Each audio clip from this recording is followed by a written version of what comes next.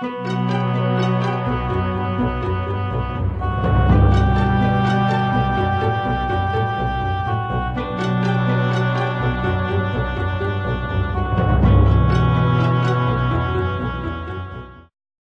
back, everybody. We're going to move on to our final age, which in this case would be the Channelwood age. One of my favorites, actually, and we're going to read through the book. And this one is interesting because it describes a relationship between the inhabitants of the age and Atris, and how they work together to make a better place in the age. So it kind of gives a sort of mindset for how Atris really is. So if you want to think of it, it's almost like the books that Atris wrote is another form of figuring out, you know, who Atris was, who he was as a man compared to listening to Cirrus and Achenar in between red and blue pages. So, you know, you kind of get the measure of the man of Atris by reading through his books, reading through his words, instead of listening to his words. And I think that actually changes quite a good deal about how you view him compared to how you view Cirrus and Achenar. But yes, we gotta do this whole sequence one last time just to figure out the key solution here for the puzzle to get to the Channelwood Age book. But I assure you, we will not be coming to this elevator again after this. This is the last time. But yeah, as I mentioned before, I think in the second video of this series, or maybe the first, I don't quite remember. But yeah, I went up here 4 consecutive times, one after another, just getting every single clue, and then going and solving every puzzle right afterwards. Unfortunately, at the time, I didn't. Okay, the clue is 724, which is the combination to the safe, obviously. But at the time, I didn't really link up the clues with the actual age I was, you know, trying to do. So I kind of got mixed up with the stone ship age and I believe the mechanical age. I mixed those two up. Like, I solved the puzzle to get to the book, but then when I finally got there, I was just like, oh, wrong location. I'm actually supposed to go here. So just a minor goof, but nothing I couldn't figure out at the time.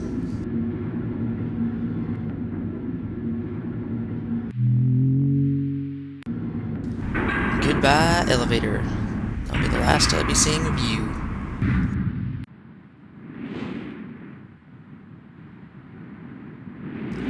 So obviously we go to this secluded cabin in the woods. And what you want to do is you'll probably want to... Here we go. Open it up and see what's inside. And it's a box of matches. Well, it's got to have something to do with this gas stove, so let's turn it on all the way.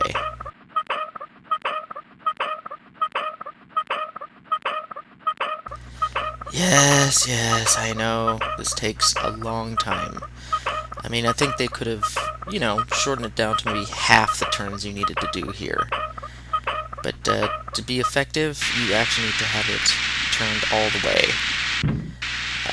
You'll see why in a moment. So let's light the spigot. Alright, now see that gauge up at the middle here? If you didn't have it all the way, turned off the gas all the way on, it wouldn't travel as fast, and this is actually a tree elevator. Imagine that. It's pretty ingenious if you ask me. Albeit a little, I don't know, impractical. So you wait for a couple clicks of the elevator to go up, and then you turn the gas all the way off. Now this was the part that really got me stumped. I wasn't really getting it clear in my, 10, 11-year-old mind that I actually had to rush outside and get into the elevator before it dropped down below. So it actually took me, I think I would almost want to say 4 to 5 times before I finally got into the elevator. I'm just like, oh, so that's what I'm supposed to do. And this little button here, it only matters if you actually get stuck in the elevator going up. And each press of the button actually brings the elevator down 1 space. At least up to ground level, but it doesn't take you underground. You have to turn the gas off for that. there's Channelwood, what most people, and what I consider to be the best age, one of my most favorite ages. I mean, it's just so beautiful. I mean, comparatively speaking with everything else made in this game. It is one of my favorite ages, and I dare say it is of most other players of this game. It's just a beautiful, beautiful age. So let's get right to it.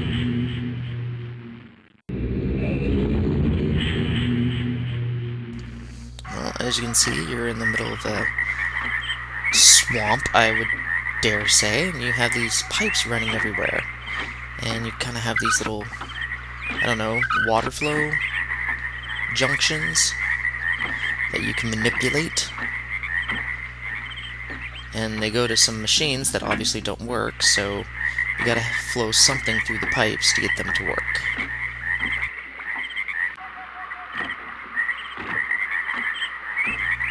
And it looks like this was something, but it got destroyed.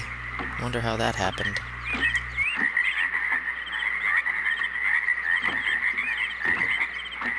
And if you go over here, the pipage is actually blocked.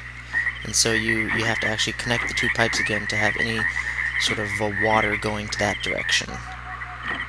And it's clear. This looks like a makeshift elevator. You go in, but there's no power to it, so you're going to have to do something to get water there. So pretty much all roads, all pipes, rather, lead to the windmill. So it's like the windmill draws you to it. Like you have to come here. So, might as well. I mean, it's the most prominent thing in this area right now. And so you move on and you see this little spigot here. And that actually turns on the flow of water. Now, this is kind of superfluous detail, but if you go back behind this, I guess you could say water-ish tower, you can actually see where the water is coming from directly below.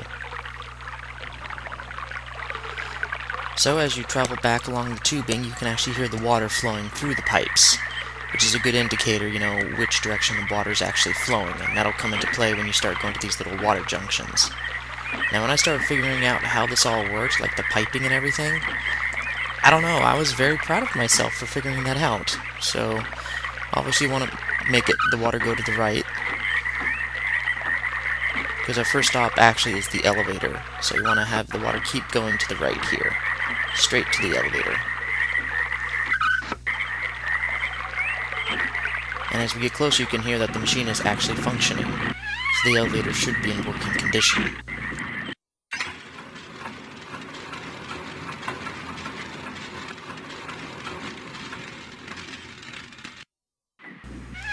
And now we come up here, and there's really not too much to do up here in this city in the trees.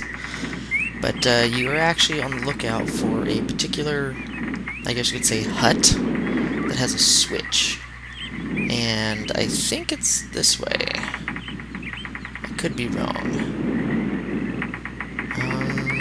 No, I think it's this way. Yep, here it is. This is what you want. And if you didn't notice, the door opened over there, and that is very important. So let's get on over there. Looks like they abandoned their village.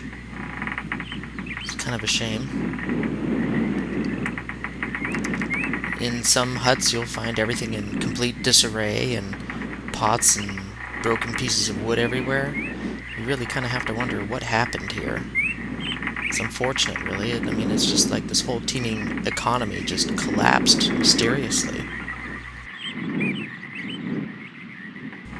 There's another elevator, but we need to power it.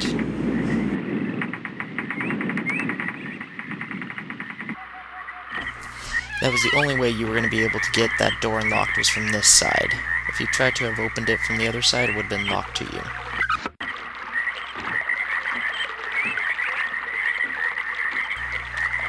And sure enough, we got power, so let's head back up the stairs and take that elevator and see where it leads us.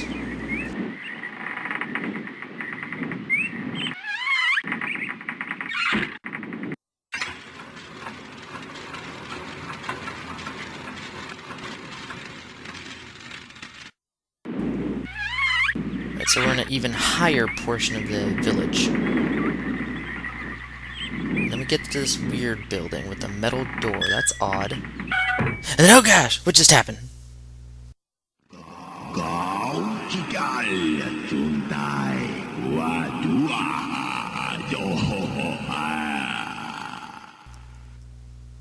Well, that was freaky. That was a disembodied Akinar head. We're not really sure what just happened here, but I think it's a form of intimidation. It also looks like a sacrificial altar. Very, very creepy. Why would Akinar have that done? I have no idea, but you can make a couple guesses. And then you get your blue page, and then this interesting device.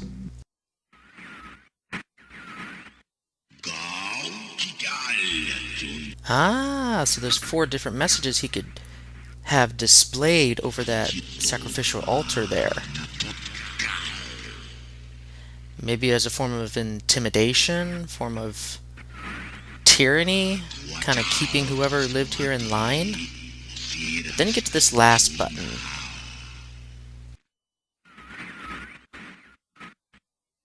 I hope I pushed the right button, my dear brother. What a very interesting device you have here. I'm not erasing anything important, am I? Remember, he is preparing. Take only 1 page, my dear brother. That's interesting. So, were the brothers working together? I mean, were they really so against each other, or were they actually working together against their father, Atris? Now that's interesting. And probably, if you were to go back into that sacrificial room, you'd probably see Sirius's head talking to you over the altar. But I'm not going to prove the point, just know that it happens. But now that we've got our page, let's see if we can figure out a way out of here. Again, the puzzles in this age aren't exactly hard. You just have to figure out and map the flow of water. So you want to take the water all the way to the machine, which was off to the left of the start here. Pretty much just follow the sound of rushing water to where you want it to go. Oh gosh, when I saw this, I thought this was the most amazing thing ever. I would like bring my parents over and I'd be like, look at that! Look! The bridge just came out of the water. And they're just like, oh, that's nice, honey. But I was easily amused and entertained pretty much anything at the time. But now that we've gone on the back end of the piping and we've extended out the tube, we can now bring water over to this 3rd elevator that's actually separated from the rest.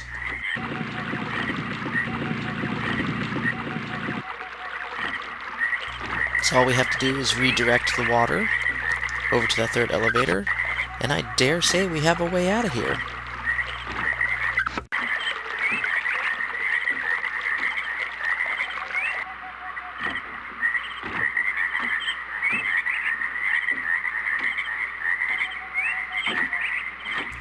I mean, if you really think about it, the main puzzle of this age is actually the water. I mean, once you get up to the higher levels of the trees, there's really not much there that's to stop you, you know? So, once you figure out the solution of the water and how to navigate it around, you're pretty much done with the age. You just have to go through the motions to get back to Myst Island. So, despite initial fears, this is not the last page to complete their books. You have one more, and they'll let you know. So let's hear what he has to say for his full story.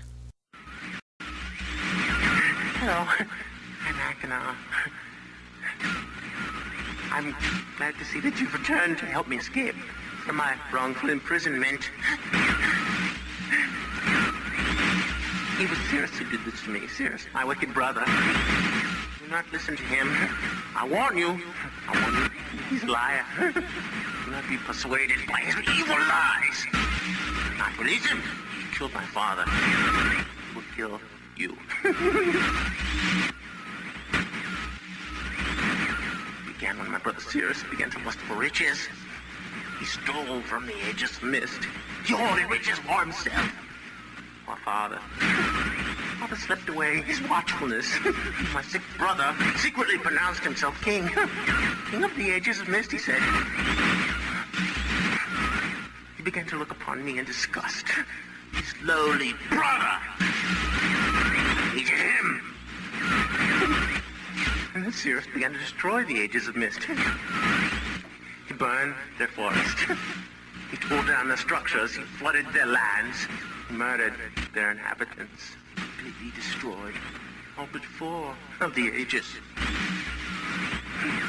Of course, I had one father. When I finally found him, there was Sirius also, talking cleverly. The lying tongue of a serpent. He had convinced Father that it was I who destroyed the ages. He convinced Father that it was I who was greedy for wealth and plunder. And Sirius dealt the final blow. He tricked Father into believing that I was the murderer.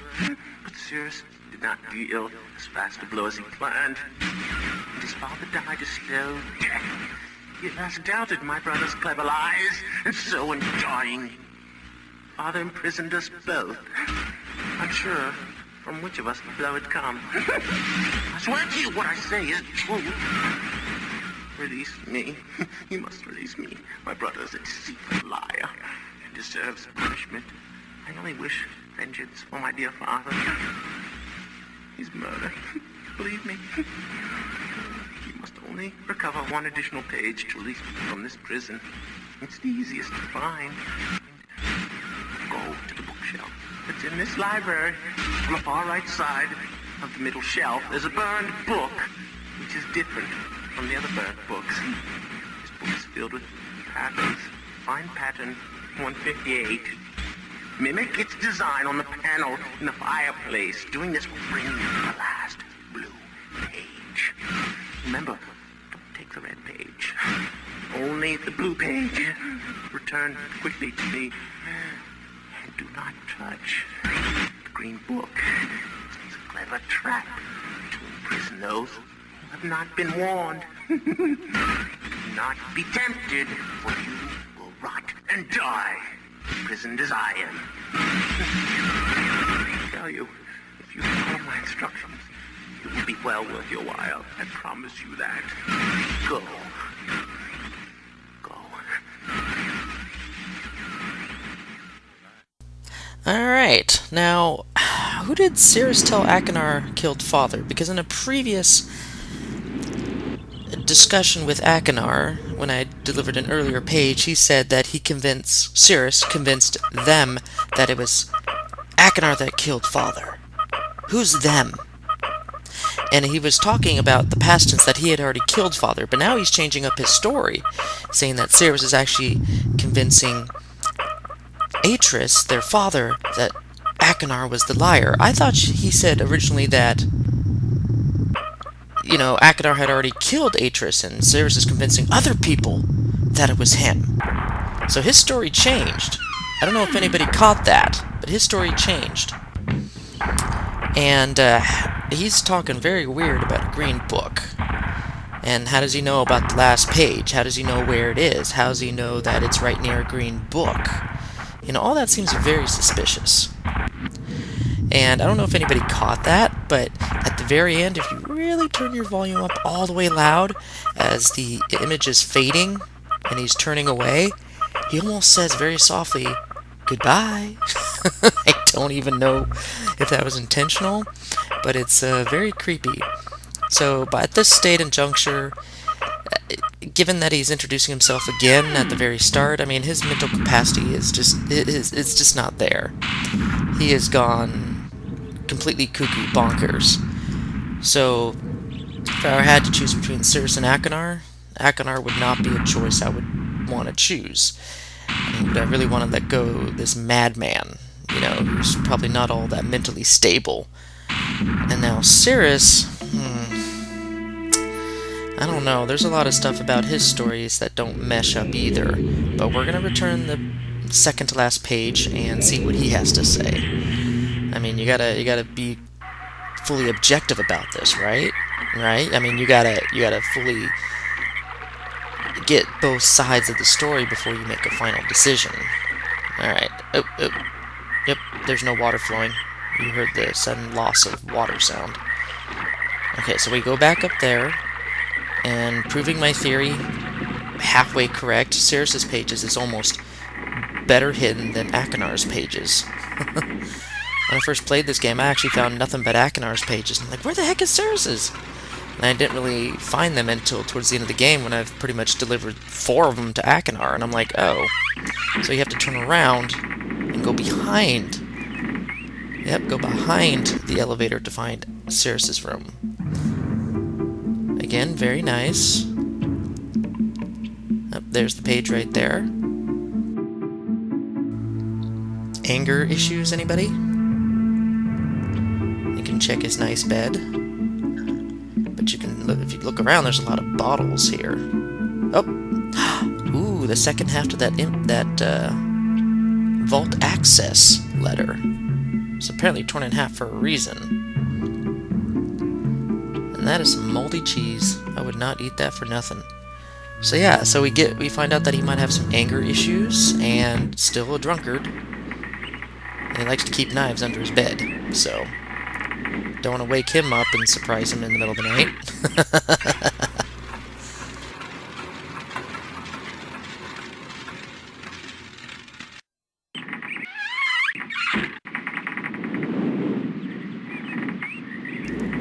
So pretty much we're done with the Channelwood Age. All we have to do is flip the water back over to the other side, then head back to the third elevator that's separated from the rest, and we are back to Myst Island, delivering the final, well, second to final page for Sirius.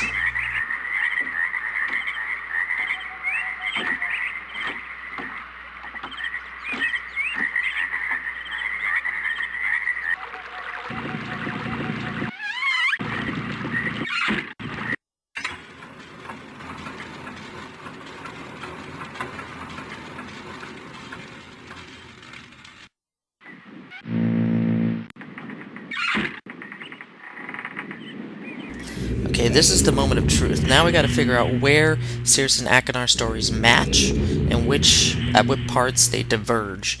And so we gotta listen very carefully to what Sirius says here. You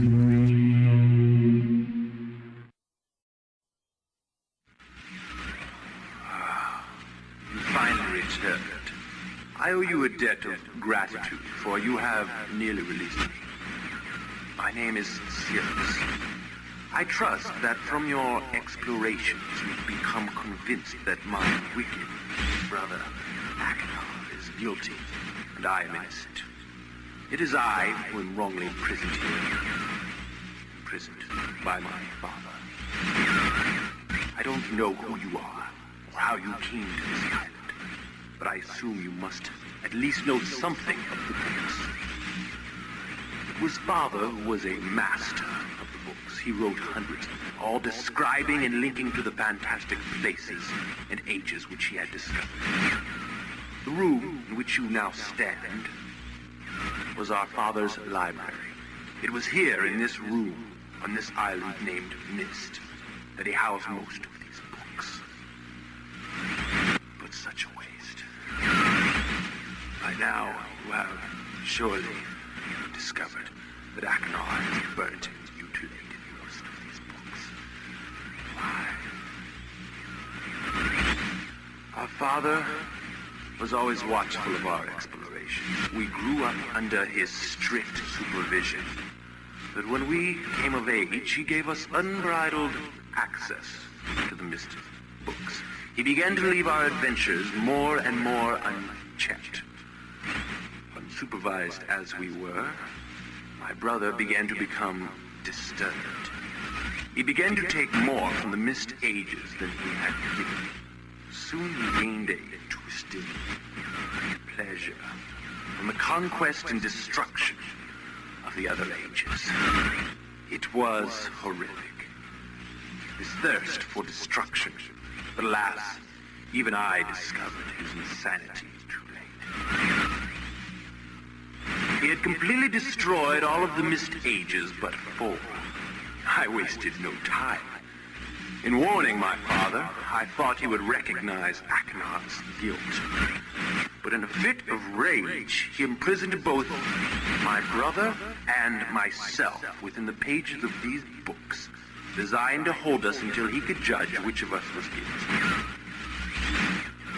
To discover the truth, our father embarked on one final journey. However, he has never returned.